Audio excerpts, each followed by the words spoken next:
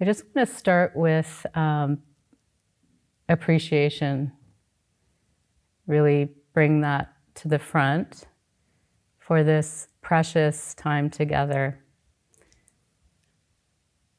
I'm coming into Sesshin carrying a really large bag of gratitude for your practice from my dear friends who are facing some really severe challenges. And I thought I might share that with you if you have any doubt about the importance of what you're doing.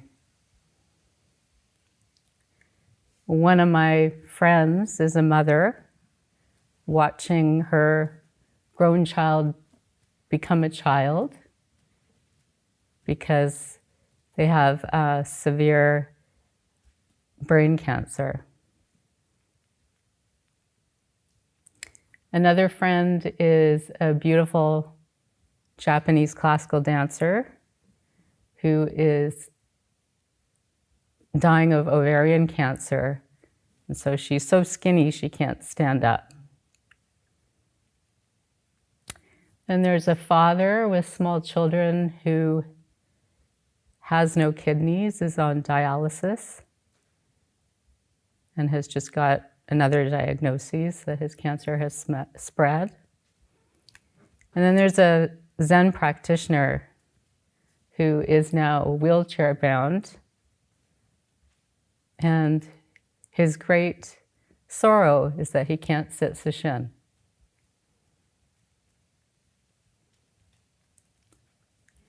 What's interesting is that some of them have sat Sesshin, but some of them haven't and don't even want to. But Sesshin is still a lifeline for them. They are really interested when I do this. So it's really made me reflect. What are we doing here that's so important? What's so riveting about stillness? People even peer into the live stream just to see you sitting still. I like to explore this question both in dance and in the Zendo. I think this is a question to really sit with. What are you doing here? Why are you staying? What's precious about this? And I would suggest that it might be a question, especially on a long session, that you want to ask yourself every morning.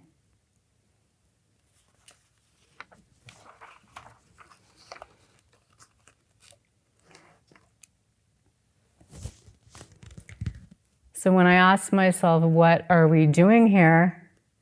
One image that came to my mind was a famous image from Hindu mythology called the churning of the milk ocean. And this is an interesting image of gods and demons working together on either side of a large snake named Vasuki. It's kind of like a tug-of-war, but they're actually churning. And in this relationship of churning between gods and demons, all kinds of miraculous things emerge. There's the goddess of good fortune, Lakshmi. There's a wish-fulfilling tree. There's a life-giving cow. And of course, there's poison as well. In this view, churning is an ancient activity with lots of energy behind it. This is the deep self-inquiry part of this question, this practice. Who are you? I think this is what we're doing here on some level.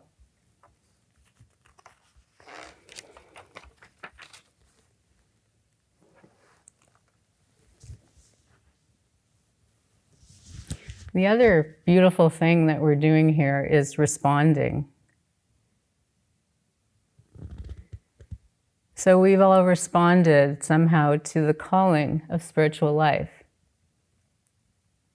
Recently, I was reading a story with my nephew, the story of the princess and the pea. So I don't know if you know this, but despite all kinds of plush bed sheets, very nice thick mattresses, the princess is unable to sleep. She feels the grating of this pea. She has this sensitivity.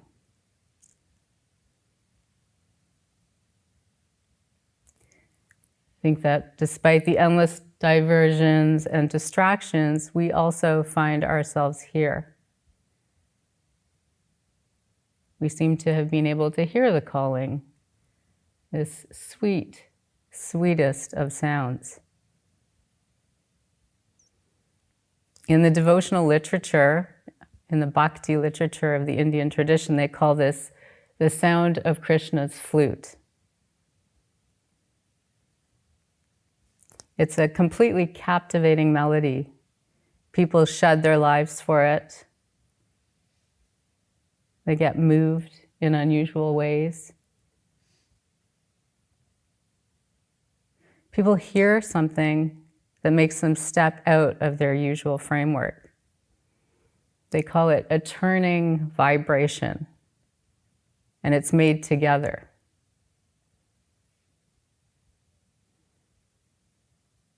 Blowing through this flute is breath, connective breath, one breath.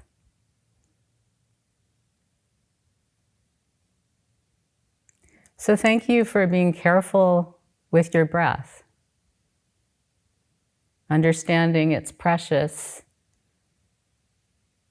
Not just your life, but everyone's life is affected by how you're breathing.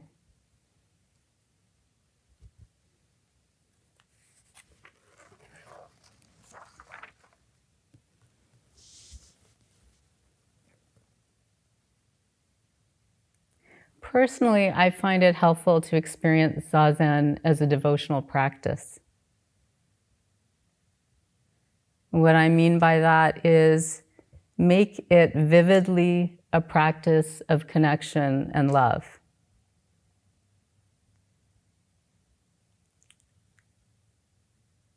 It's also a practice of surrender and invocation. It is visceral, bodies sharing breath, energetic. You can ask for help.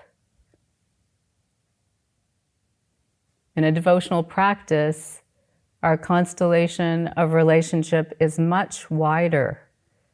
Perhaps your sources of support are immeasurable.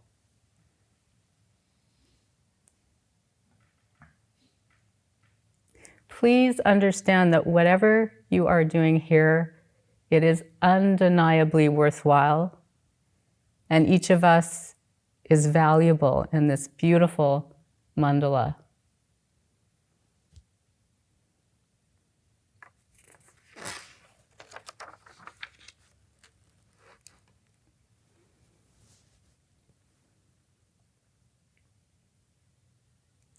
Today I'd like to continue with the sharing of Bodhidharma's text called 2 Entrances and 4 Practices.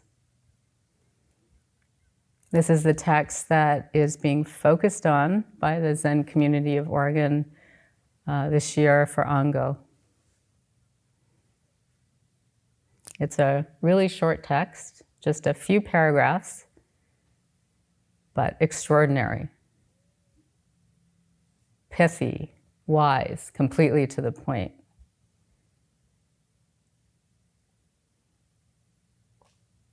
But before I begin, I want to explore again, who is Bodhidharma? You know, he is the great ancestor of the Zen tradition from the 5th or 6th century, who brought Chan Buddhism from India to China. We know that he is a determined person, disinterested in rituals, in philosophy, very interested in Zazen. He could sit forever in front of a wall, apparently for 9 years. That's a long time. He was a true shramana, meaning one who exerts great effort. And probably we've all been struck by his eyes. They are wide and open and penetrating.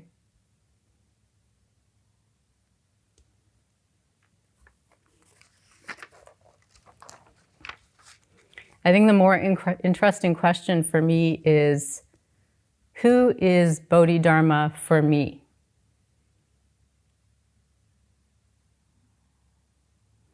What catches your attention about him? Do you notice that he is a traveler to a foreign land? What would that be like?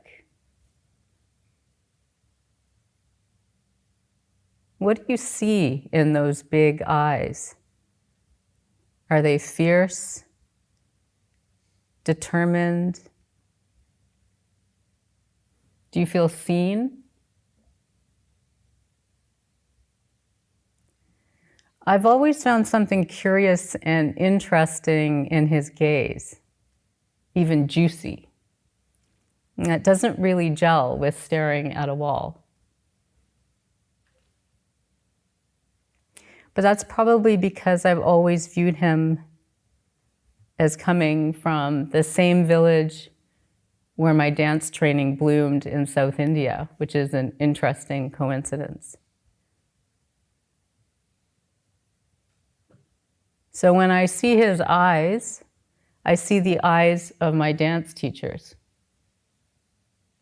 Trained eyes, practiced in gazes, intensities, eyes that have developed a muscle group, eyes that have a choice, what they pick up and what they let go. This makes me think about the teacher Ajahn Sumedho's wonderful teaching about letting go. He'd been working on this concept for a long time, really not understanding this refrain that's used over and over in practice, just let go. And he had an insight simply by taking something in his hand. You can do that. Take your hand and squeeze it. You can imagine that you have a ball in your hand. And then he just simply released. And he realized that that didn't mean that he was dropping anything, putting it down, being disengaged. He was simply releasing the stress, the holding, the tight grasp. We do this with every part of our body.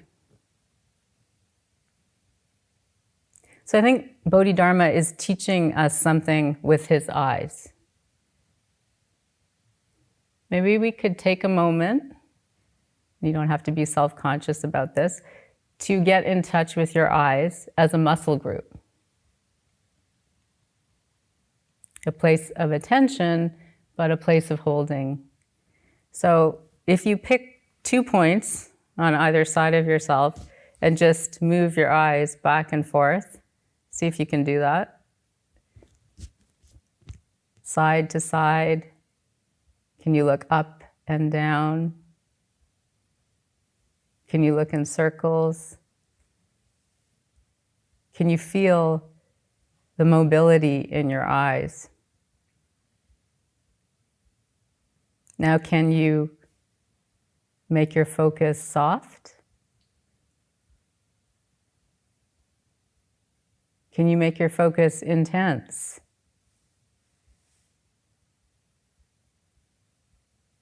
What does it mean to keep custody of your eyes? What's a wide gaze?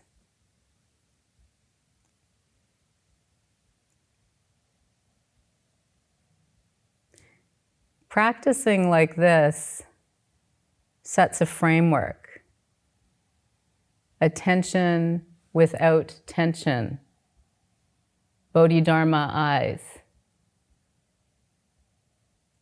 And in Zazen, this is what we are doing with every part of our body. This makes practice interesting.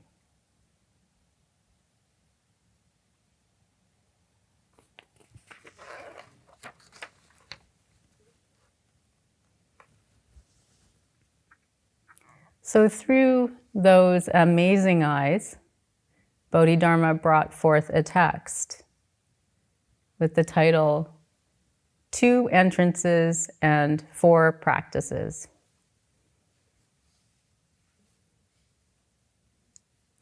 This title is interesting in itself because it brings up this interesting presumption in spiritual life that we are going somewhere, changing location, doing something, entrances and practices.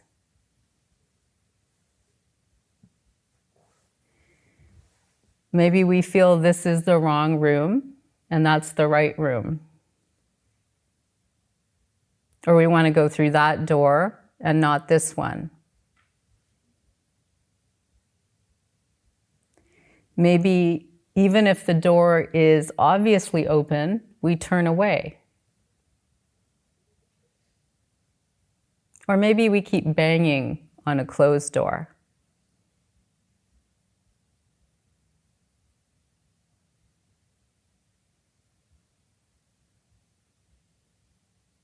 What calls us to a new door?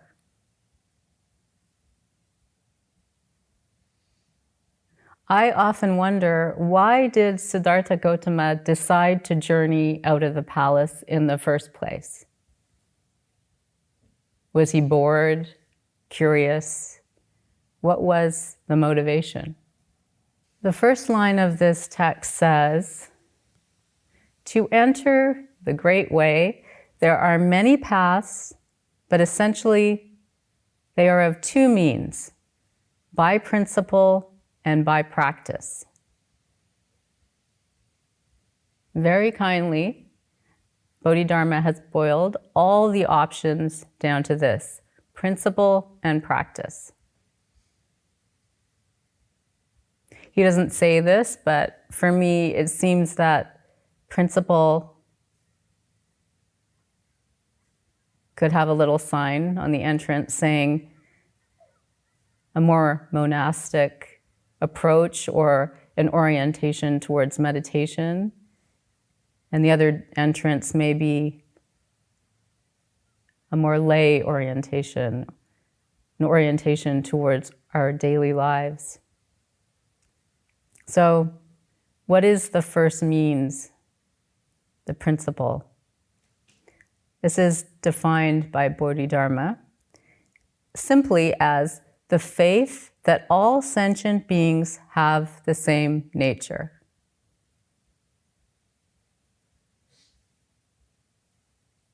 And he very clearly states, the experience of this is non-discriminative, it's still, and it is in alignment with Wu Wei, meaning the flow.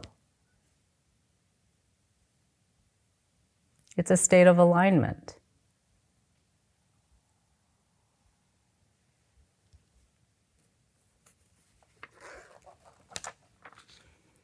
However, if this is not your experience when you sit, he suggests some things to do very clearly again.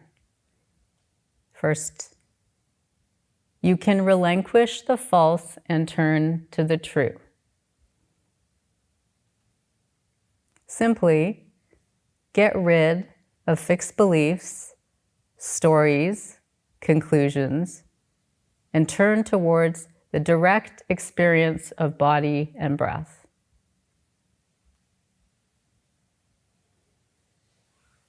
His second piece of advice is fix the mind in wall meditation. So concentrate, gather the mind, avoid distractions.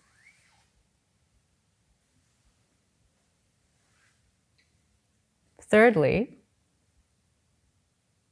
you can understand that you are not separate because there is no self.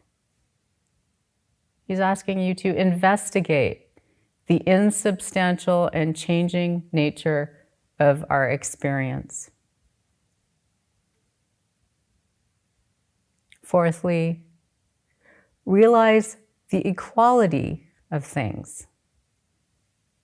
He specifically says, there is no difference between mortals and saints. So don't make things big or small.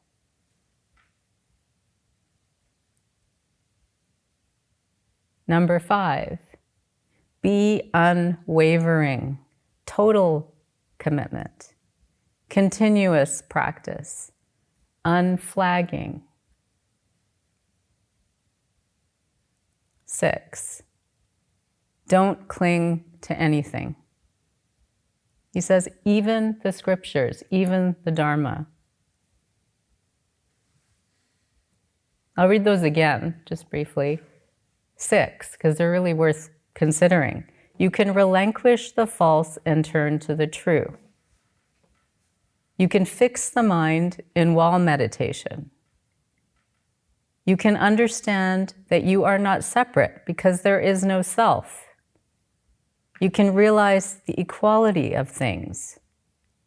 Be unwavering. Don't cling to anything.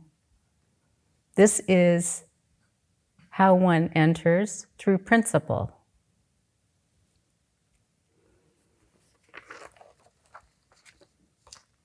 But he is very generous. He provides other means, entering by practice. And he gives 4 practices which he says encompass all other practices. And Kenyo mentioned these in his talk. Accepting adversity, adapting to conditions, seeking nothing, and acting in accordance with the Dharma.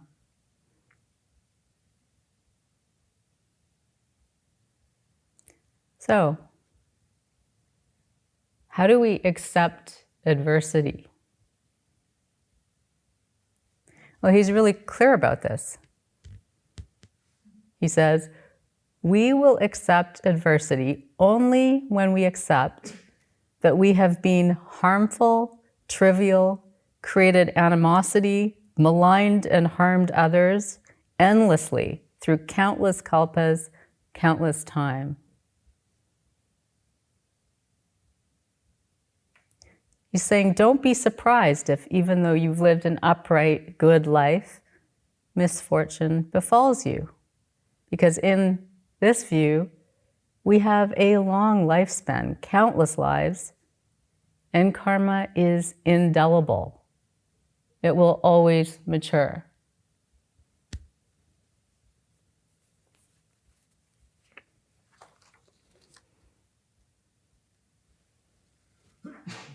And he suggests that we face hardship without distress, but with thorough insight.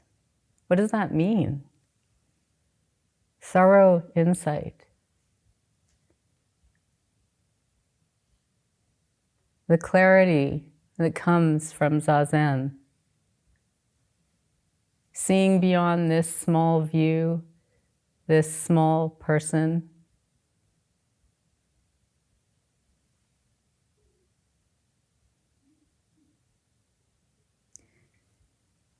His second practice is to adapt to conditions. He says, because our life is being steered by karma, nothing stays when karmic conditions are exhausted. The experience fades. This is true of both joyful experiences and painful experiences. Don't let the mind gain or lose. It must remain unmoved.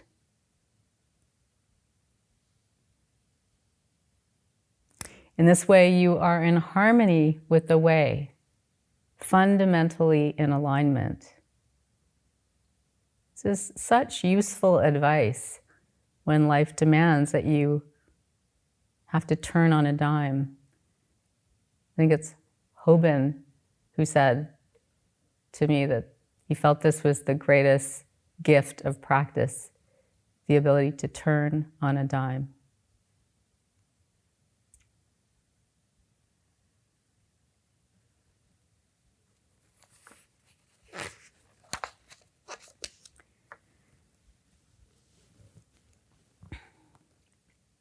The third practice is seek nothing.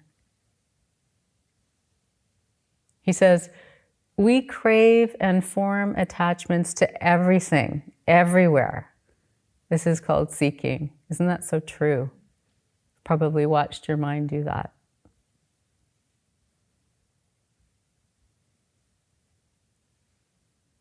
So he says, so you should choose reason over convention. Here, I think he means the direct experience of your body and breath over hope.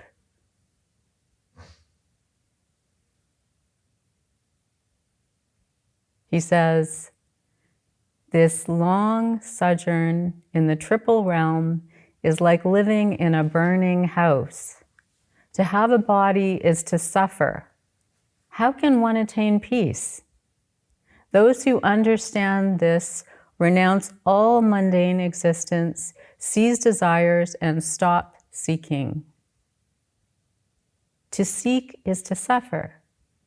To seek nothing is bliss. This really reminds me of the moment in the life story of the Buddha when Siddhartha remembers the rose apple tree. I don't know if you're familiar about that, but after so much striving, such extreme ascetic practices, he has a memory, a childhood memory of not seeking, of intense satisfaction.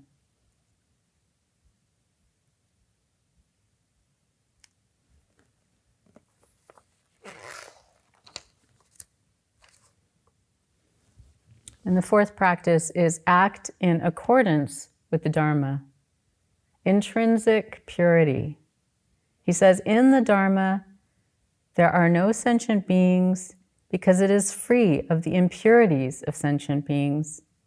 In the Dharma, there is no self because it is free of the impurities of self.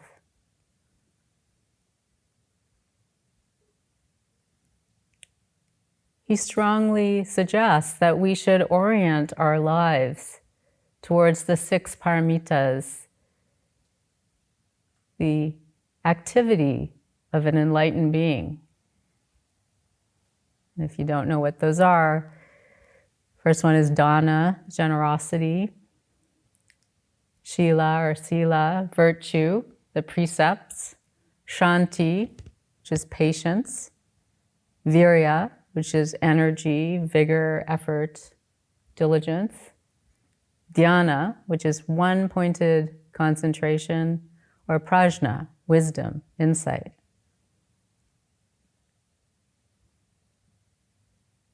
He says, in order to relinquish delusions, one practices these 6 perfections.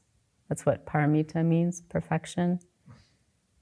Yet there is nothing that is practiced. This is to act in accordance with the Dharma.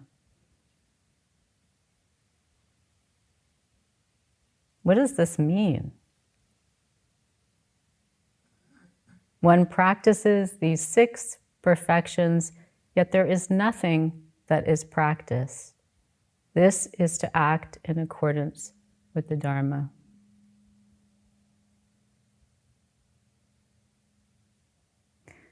Bodhidharma is unrelenting in asking us this interesting question: who's practicing? What's moving you? How much can you know?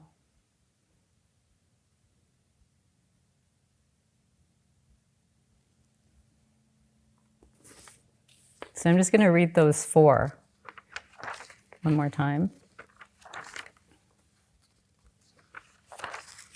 Accepting adversity, adapting to conditions, seeking nothing, and acting in accordance with the Dharma.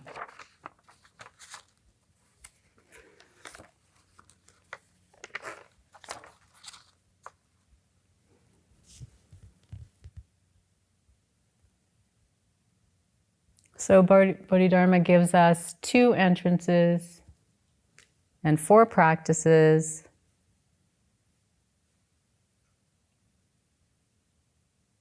But it feels a bit like Santa coming with 6 presents, and we realize there is really only one key to opening them all, and that is faith. For me, this is a text about faith. It asks us, how deep is your faith?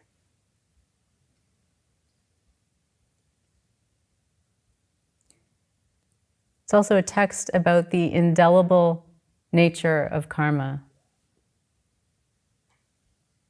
the mystery of our lives. We are simply causes and conditions that we do not know, for good and bad. So he suggests very strongly that we be careful with our actions. He asks us directly, why do we hold back?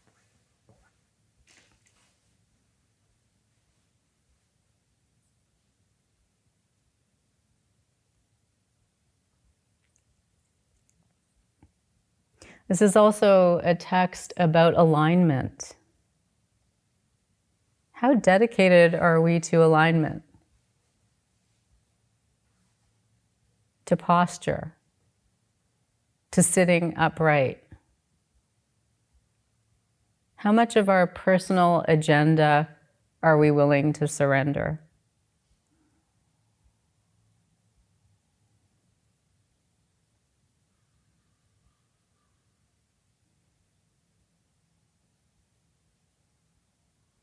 This is a text about throwing your whole being into practice and letting go, by someone who did just that. You can imagine him carrying goods from India to China, and this was something that was precious that he is sharing with us.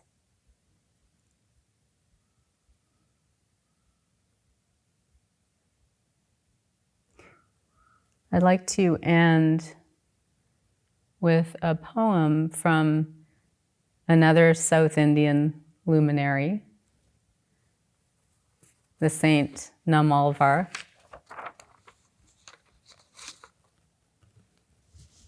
This is a poem about being overtaken by the god Vishnu.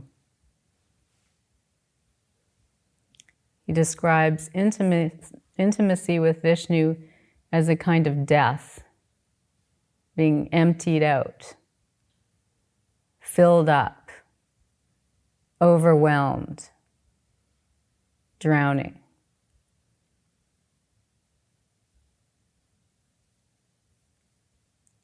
Namalvar says, "Beware, your life is in danger.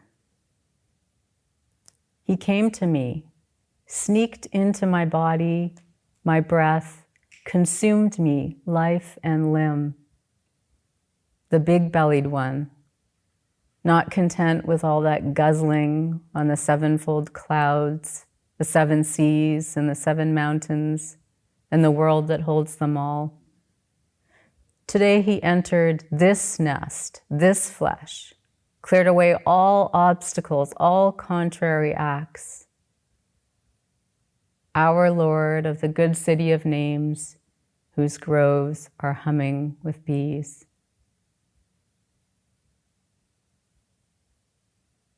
May we practice like this. May we sink deeper and deeper together.